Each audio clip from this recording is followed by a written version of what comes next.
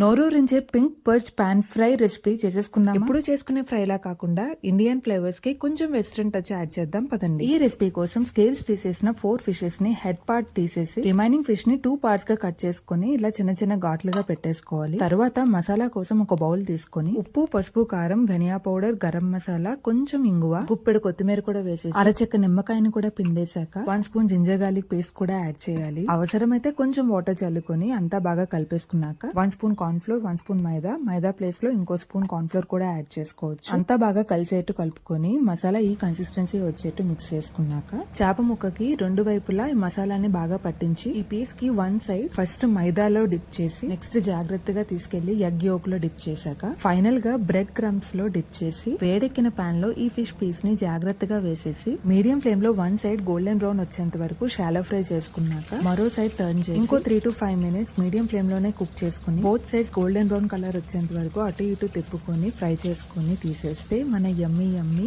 Pink perch pan fry ready అయిపోతుంది. దీన్ని వేడిగా సర్వ్ చేసుకుని తింటే పైన క్రిస్పీగా లోపల సాఫ్ట్ గా యమ్మీ ఉంటుంది. గార్నిషింగ్ కి ఫ్రై చేసిన కరివేపాకు రెమ్మలు, ఒక మిరపకాయ కూడా యాడ్ చేసుకొని తింటే ఉంటుంది.